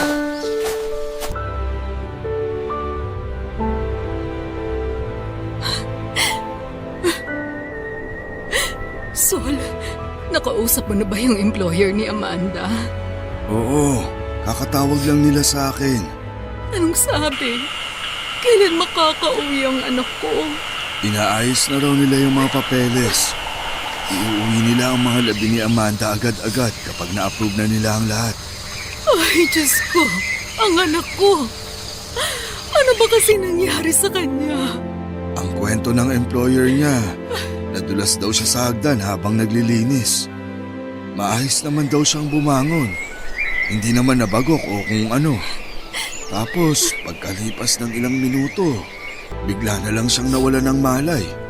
Inatake na pala sa puso. Wala ba siyang kasama doon? Dapat itinakbo agad siya sa ospital. Yun naman daw ang ginawa nila. Kaso, hindi na raw siya nakaabot sa ospital ng buhay. Ang bata pa niya, Sol. Ang hirap tanggapin. Kalmahin mo muna ang sarili mo. Baka mamaya ay may mangyari din sa'yo kapag hindi ka huminahon. Namatay yung anak natin. Paano ako kakalma? Saka lang ako kakalma kapag nahagkan ko na ulit siya.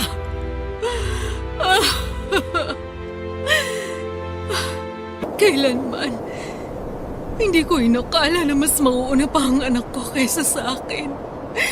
Napakasakit bilang ina na ako pa ang maghahatid sa anak ko sa huling hantungan niya. Alam ko. Mahirap para sa isang magulang na makita ang mga anak na mas nauuna pang pumanaw kaysa sa kanila. Masakit, pero kung hanggang dun na lang talaga ang ipinahiram na buhay ng Diyos sa kanya, kailangan nating tanggapin yun. Ang hirap lang talaga. Sol, pauwi na natin siya. Oo, nakikipag-ugnayan na ako para maibalik natin siya dito sa atin. Nakausap mo na ba ang mga kapatid niya? Alam na ba nila ang nangyari? Nakausap ko na si Victor kanina. Papunta na sila rito kasama yung pamilya niya. Si Benilda naman hindi pa sumasagot ng tawag. Baka nasa trabaho pa siya. Susubukan ko ulit siyang tawagan mamaya. Sabihan mo siya para makaluwas agad sila. Manggagaling pa naman sila sa malayo. Oo. Paano pala natin sasabihin kay Estrella yung nangyari? Nakauwi na ba siya? Mamaya pa yun makakauwi galing sa eskwelahan nila. Mga alas 5 na siguro yun makakauwi. Tatawagan ko na rin ba siya? Huwag muna. Hayaan mo muna siya makauwi. Mas magandang malaman niyang balita ng personal. Baka mamaya, kung ano pa mangyari sa kanya sa daan kapag sinabi natin sa kanya na wala na ang nanay niya. O sige, sino ang kakausap sa kanya? Ako na ba? Ikaw na lang. Mas matibay ka. Hindi ko kayang sabihin sa apo natin na nangyari. Iniisip ko pa lang. Naiiyak na naman ako. Sige, ako na lang ang haharap sa kanya pagka uwi niya. Naaawa na talaga ako sa batang yun. 2 beses na iniwan ng tatay. Nalayo sa nanay. Tapos ganito pa ang mangyayari. Nandito naman tayo para sumalo sa kanya eh. Hindi naman natin siya pababayaan. Alam ko naman yun. Nalulungkot lang ako para sa kanya kasi napakabata pa niya para makaranas ng ganitong buhay.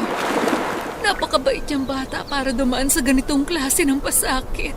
Kaya kailangan nating magpakatatag para sa apo natin. Iparamdam natin sa kanya na kahit ganoon man ang kinahantungan ng lahat, nandito tayo na masasandalan niya. Palagi lang tayong nandito na pwede niyang matakbuhan.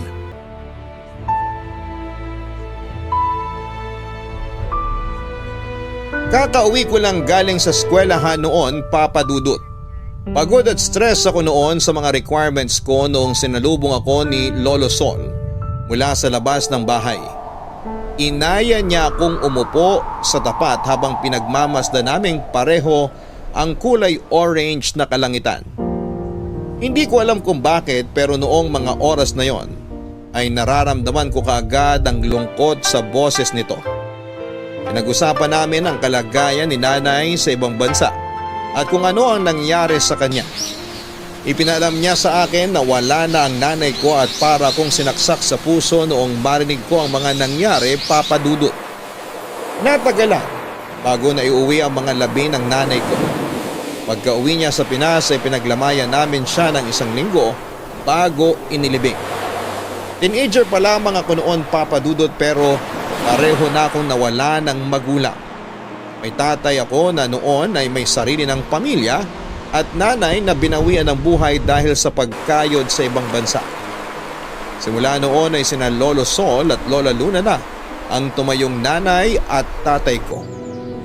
Ipinagpatuloy nila ang pagpapalaki at paghubog sa akin para maging isang mabuting tao. Ako ang naging katuwang nila sa kanilang restaurant at ito ang pangunahing pinagkunan namin ng pag-aaral ko. Nung makagraduate ako ay agad akong naghanap ng trabaho, Papa Dudut. At dahil sa magandang credentials ay agad naman akong nakuha sa trabaho.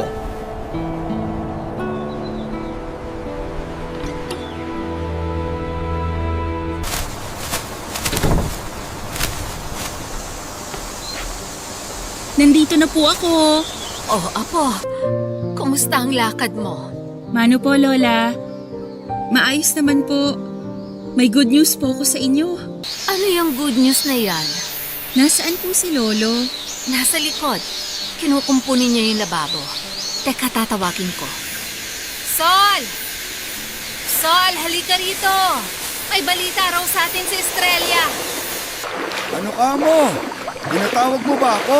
Ang sabi ko, magpunta ka rito. Kasi may ibabalita sa atin tong apo mo. Nandiyan na ba si Estrella? Sandali, papunta na ako dyan.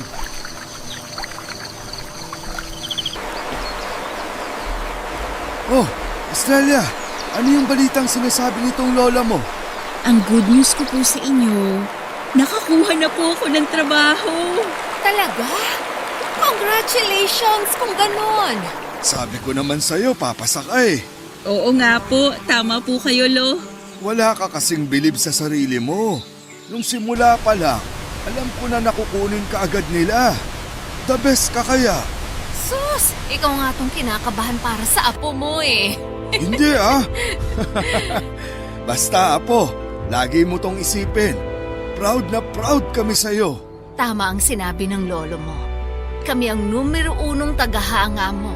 Maraming salamat po, Lolo Sol, Lola Luna. Kung nandito lang po sana si Nanay, sa tingin nyo, magiging proud din po kaya siya sa akin? Oo naman. Noon pa man, proud na sa'yo ang nanay mo. Tama. Manang-mana ka kaya sa kanya. Pareho kayong palaban at madiskarte. Madami mang pagsubok ang pagdaanan. Lagi kayong nakakaraos. Katulad ng lola mo, sobrang dami ng pinagdaanan yan. Pero lahat ng problemang hinarap niya, nalampasan niya lahat ng yun. Ngayon alam mo na kung kanino ka nagmana. Sa inyo po. Pero may isang bagay po kung hindi namana sa inyo. Ano naman yon? Yung masarap na pagluluto. Kahit anong gawin ko, hanggang ngayon takot na takot pa rin akong humarap sa kalan. Ayun lang. Natroma na rin siguro ako ng bata ako. Natalsikan lang ng mainit na mantika. Ayaw na ulit humawak ng kawali. Isipin mo, hindi ka takot sa dugo pero takot ka sa kumukulong mantika.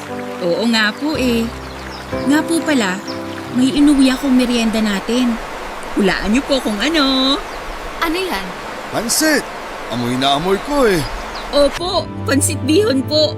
Ang talas talaga ng pang-amoy niyo, Lo. Ako pa ba? Paborito yung lutuin ng lola mo nung araw.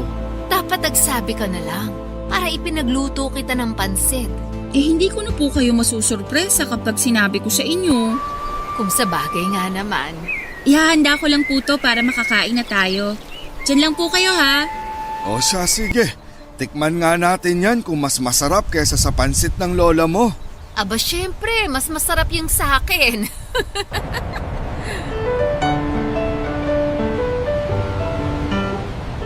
Maaga man akong nawala ng mga magulang ay sobrang thankful pa rin ako, Papa Dudut, na nandyan sina Lolo Sol at Lola Luna na sumalo sa akin.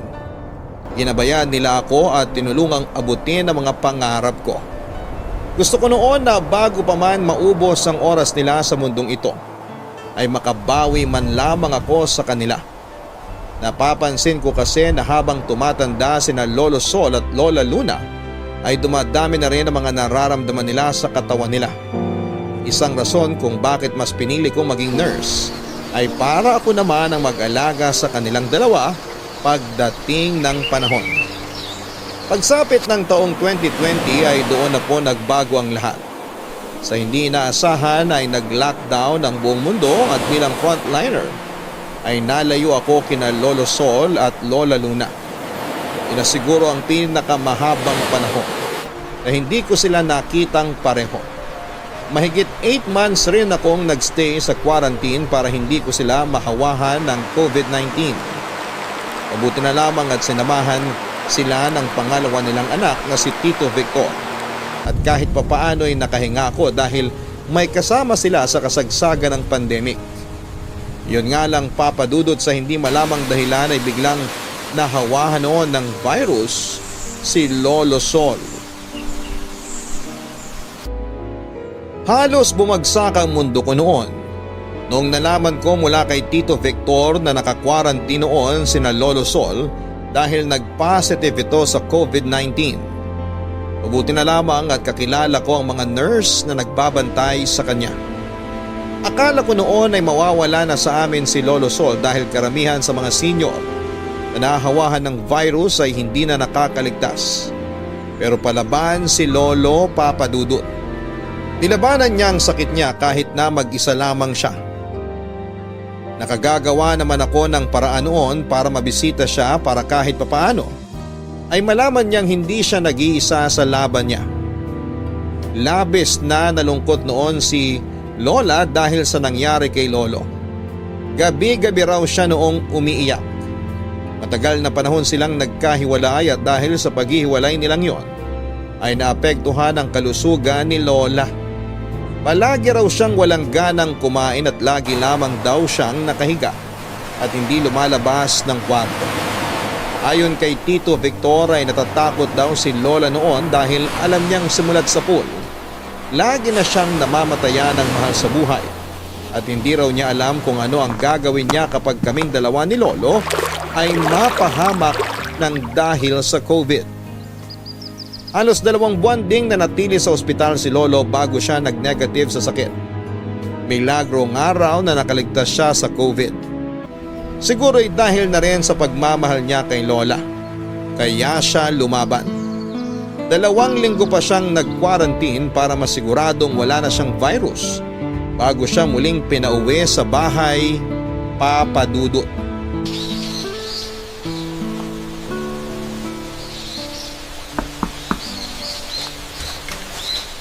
Lo, good morning!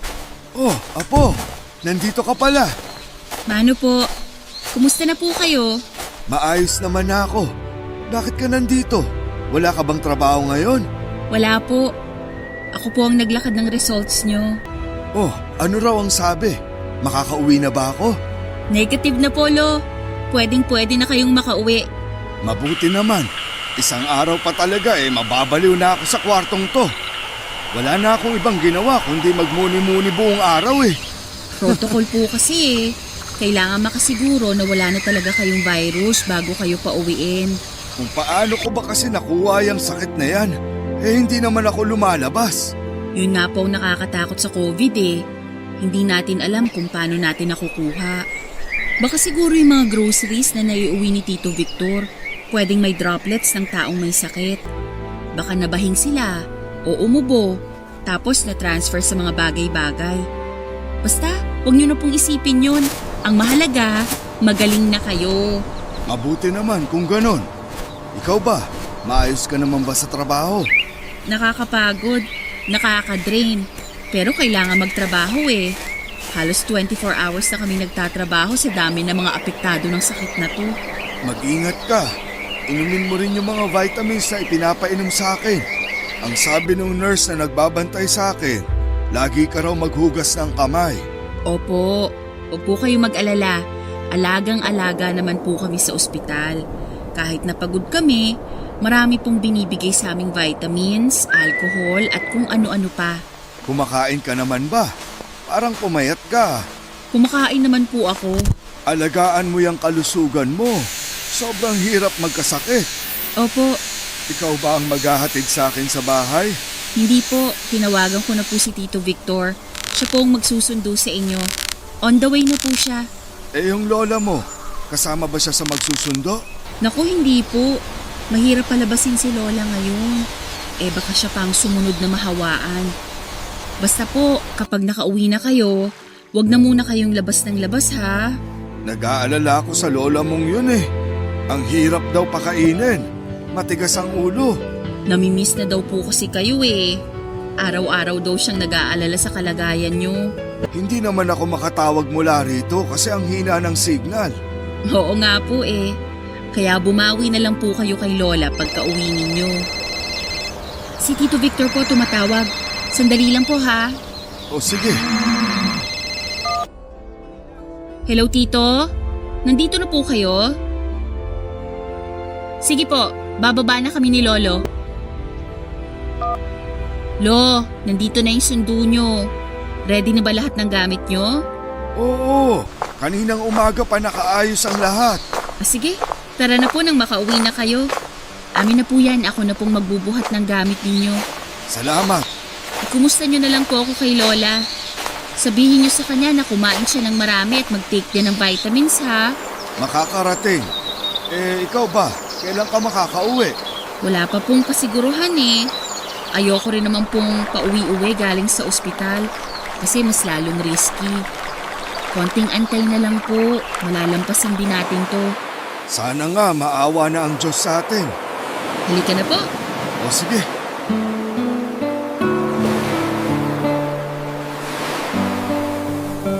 Kahit papaano ay mabilis din namang nakabawi si Lolo Sol sa kanyang kalusugan. Doble kayod ako noon, Papa Dudut, para mabantayan sina Lolo at Lola at para hindi na maulit ang nangyari. Kung noon ay nakabalik na sa dati si Lolo, si Lola naman ay kapansin-pansin ang pagbabago nito.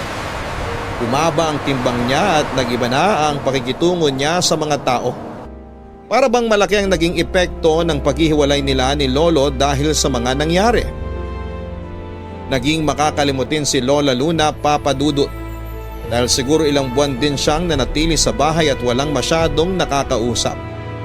Nagsara ang restaurant nila kaya wala din siyang pinagkakabalahan ng mahabang panahon. Ang malala ay nawalay pa sa kanya si Lolo noon kaya siguro ay maraming nabago sa kalusugan ni Lola. Nung una, mga simpleng bagay lamang ang nakakalimutan nito. May pagkakataon noon na sa halip na suka ang ilagay sa niluluto niya ay toyo ang naibubuhos nito. May panahon din na lagi siyang nakakawala ng gamit o di kaya ay nagsasaing siya nang wala sa oras. Papa Dudut, mas lumala pa ang sitwasyon ni Lola Luna. Sa puntong minsan ay nakakalimutan na niya ang mga pangalan namin.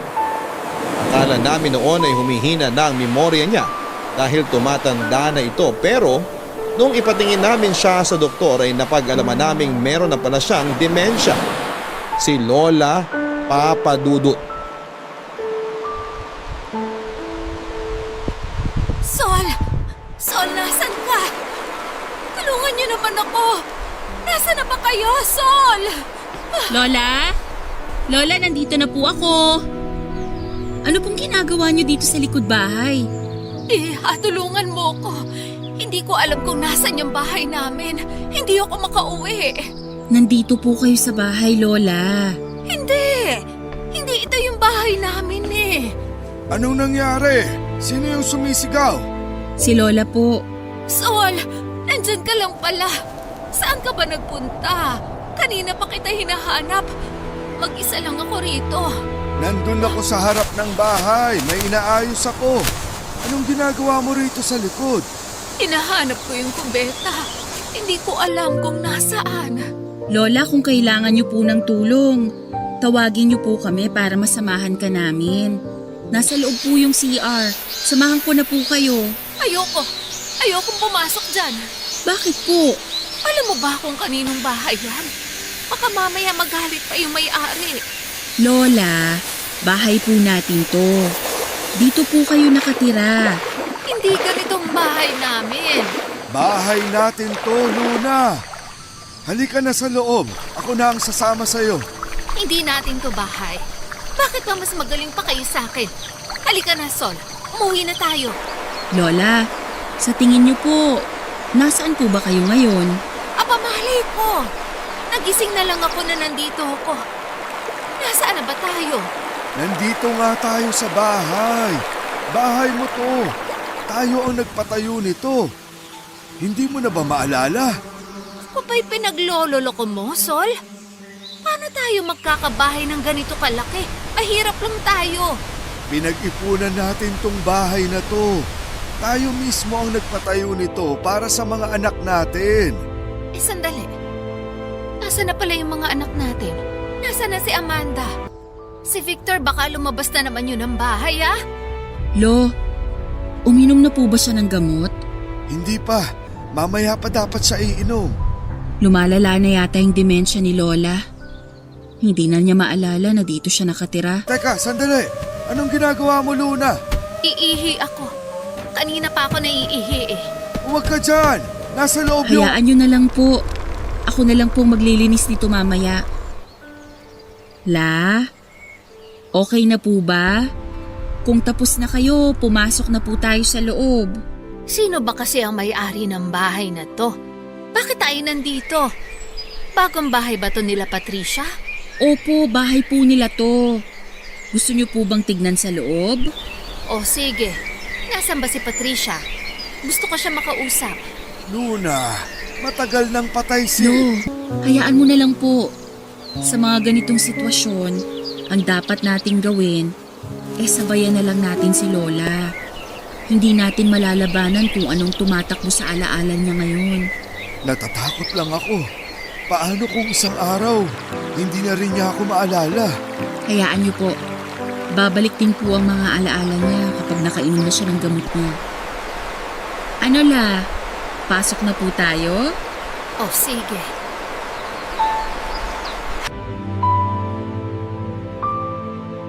Hanggang ngayon ay wala pa ring lunas para sa demensya, Papa Dudut.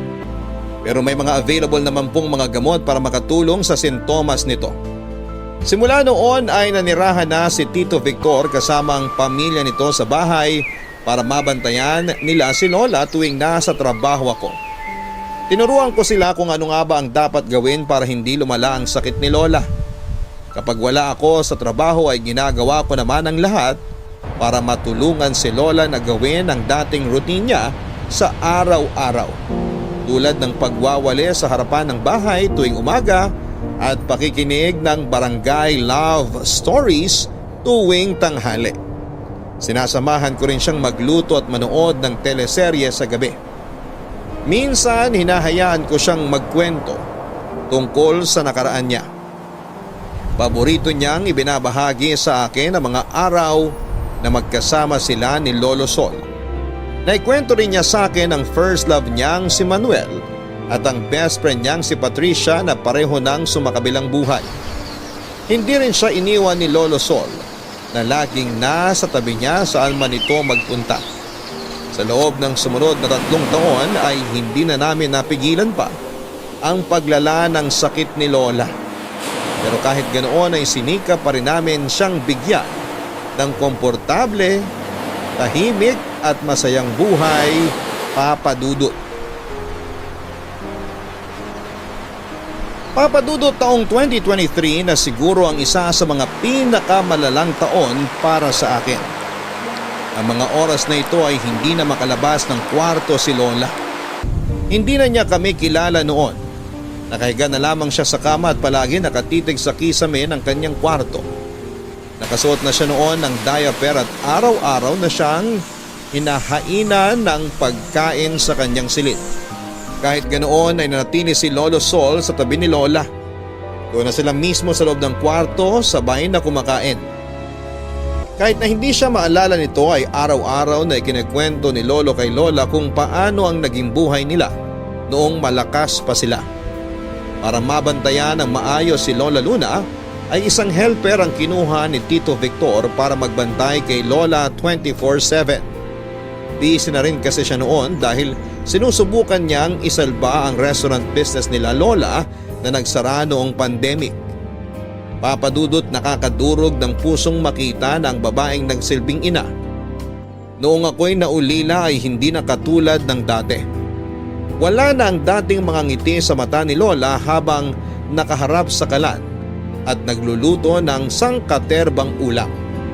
Wala nang mga kwentuhan namin bago matulog tungkol sa masasayang alaala niya noong dalaga pa lamang siya. Hindi na nito nadidiligan ang mga halamang kinokolekta niya sa nagdaang taon. Hindi na niya nasusubaybayan ang paborito niyang palabas sa TV. Minsan ay napapaiyak na lamang ako habang pinagmamasdan ko si Lola na mag-isang nagsasalita habang binabalikan ang nakaraan sa kanyang alaala. Lola? Hello, Lola! Kumusta na po? Maayos naman. Ikaw ba yan, Amanda? Nasaan ang tatay mo? Ako po to, si Estrella. Sinong Estrella? Ako po yung apo nyo, yung anak ni Amanda. May anak na si Amanda? Kailan pa? Matagal na po. Halika, tulungan ko na po kayong bumangon. Kaya niyo po bang umupo? Sige. Aray ko. Alalayan mo ko, Iha. Kasi masakit na tong likod ko. Sumandal na lang po kayo rito sa unan. Papalitan ko lang po tong diaper nyo ha. Tapos pupunasan ko po kayo ng maligamgam na tubig. Nasaan ba si Sol? Nagluluto po ng hapunan. Gutom na po ba kayo? Oo eh. Ano bang ulam? Nagluluto po si Lolo ngayon ng pork and beans. Antayin nyo na lang po. Dadalhin niya po dito yung pagkain tapos sabay-sabay po tayong kakain. Ikaw na ba yan, Apo? Ang laki mo na pala. Naaalala nyo na po ako? Oo naman. Bakit naman kita makakalimutan? Kamukhang kamukha mo ang nanay mo. Pareho kayong maganda. Sa'yo po kami nagmana ng ganda eh. Sayang, hindi mo naabutan si Patricia at Manuel kanina.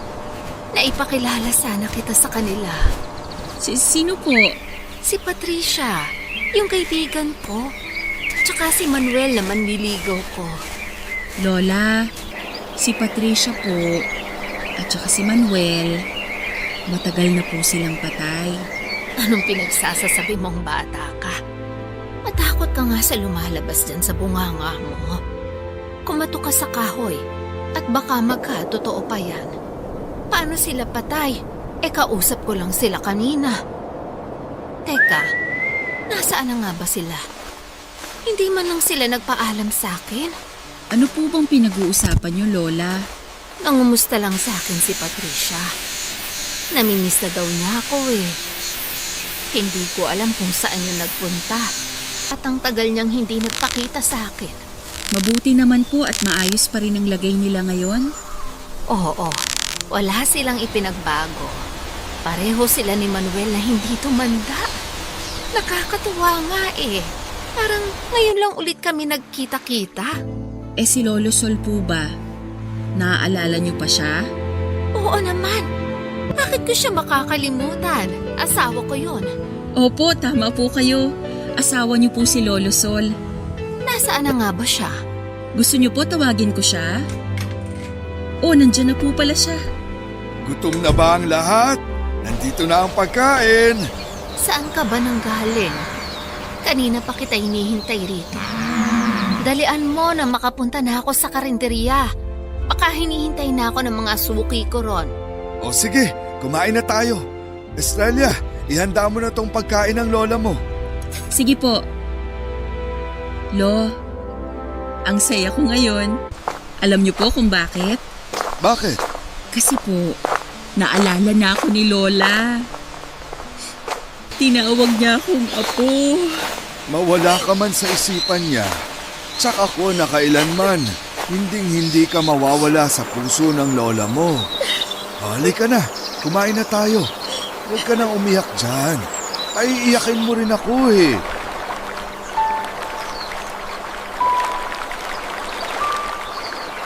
Papa Dudut, March 15, 2023, namatay si Lola Luna. Si Lolo Sol ang unang nakakita sa kanya. Bumangon siya ng maaga noong araw na yon para ipagluto ng agahan si Lola. Pero pagbalik niya sa kwarto ay saka lamang niya napansin na hindi na pala ito humihinga.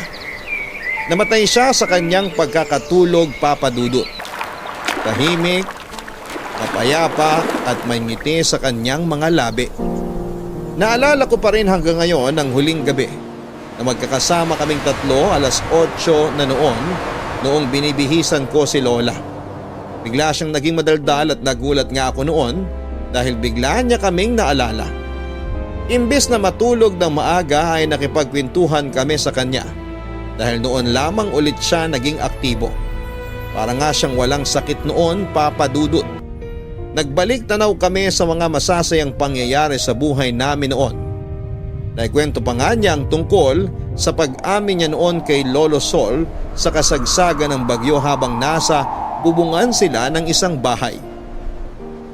Sobrang saya ko ng time na yon, Papa Dudut, dahil puro tawanan lamang kami.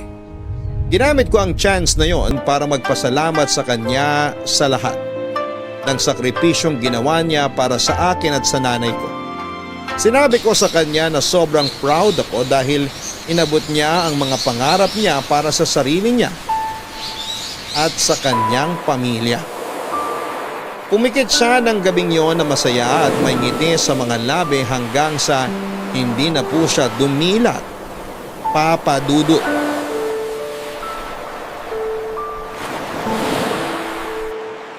Lo, okay lang po ba kayo?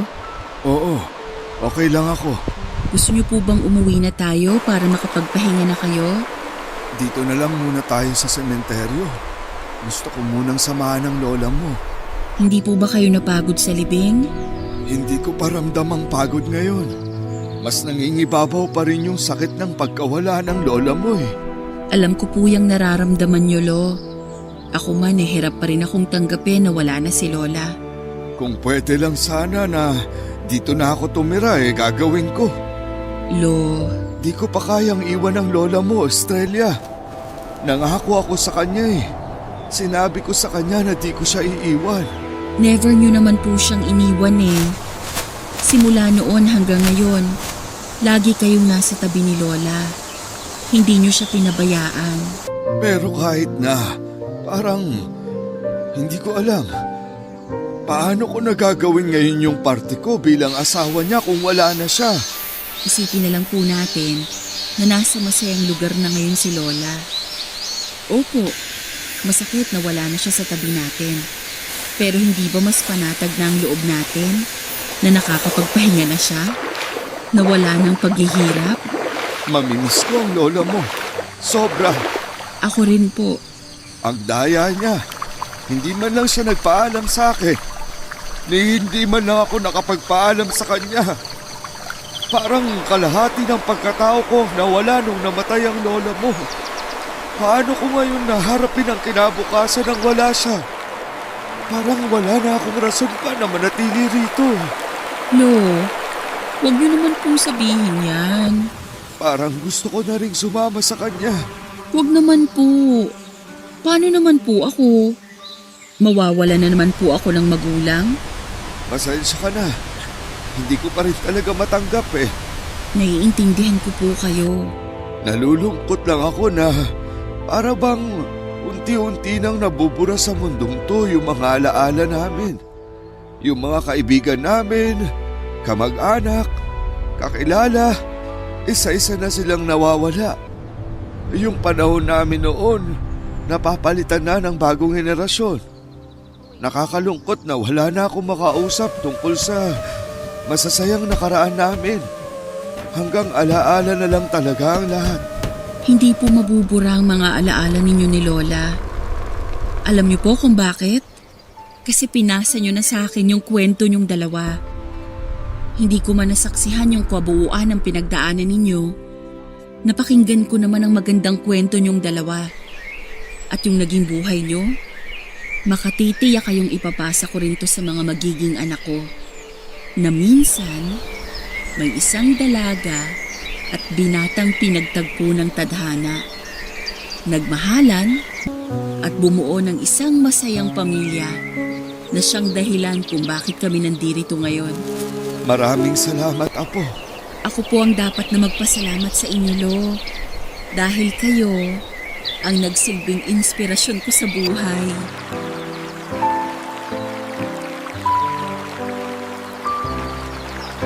Sa ngayon ay nananatili pa ring masigla si Lolo Sol. Isang taon na simula noong nawala si Lola Luna pero hanggang ngayon, hindi pa rin kami nakakapag-adjust sa pagkawala niya, Papa Dudut. Hanggang ngayon ay nananatili pa rin ang bakas niya sa mga puso namin. Ganun pa man ay patuloy pa rin kami sa pagsusumikap at paggawa ng mga bagong alaala sa ngalan niya. Papa Dudut, isa kayo sa mga nagbigay saya kay Lola Sol sa panahon ngayon. Paborito niyang tambayan ang veranda ng bahay namin. Dala ang kanyang pananghalian at bitbit ang isang lumang radyo. Doon ay araw-araw siyang nakikinig sa Barangay Love Stories. Yun na raw kasi ang tanging paraan niya para alalahanin si Lola Luna. Tuwing nakatingin siya sa maaliwalas na kalangitan, ay nai-imagine daw niya na kasama niya si Lola mula sa langit at nakikinig sa programa ninyo. Yun na kasi ang nakagisna nilang libangan bilang mag-asawa. Kaya ako nga po naisipang magpadala ng sulat sa inyo para naman may bahagi ang kwento ng lolo at lola ko. Sila ang patunay na ang pagmamahalang wagas ay kayang lagpasan ang anumang pagsubok sa buhay. Papa Dudut, lubos po akong nagpapasalamat sa inyo dahil pinagbigyan ninyo ang napakahabang kwento na ibinahagi ko sa inyo. Iyak akong matutuwa si Lolo kapag narinig niya ang sarili niyang kwento sa programa ninyo. Bilang nandito na lang din po ako ay gusto ko pong ipag-shout out ang number 1 listener ninyo. Walang iba kundi ang aking Lolo Sol, pati na rin ang mahal kong si Lola Luna. Ito na po ang wagas ng aming kwento. Muli maraming salamat po sa inyong lahat. Ang inyong forever kapuso at kabarangay, Estrella. Lahat po tayo ay pangarap na makasamang tumanda ang taong pinakamamahal natin. Sa panahon ngayon ay mahirap na itong maranasan, pero hindi naman po ito imposibleng makamit. Ang kailangan mo lang ay maging tapat sa iyong minamahal para ikaw at ang iyong minamahal ay sabay na tumanda.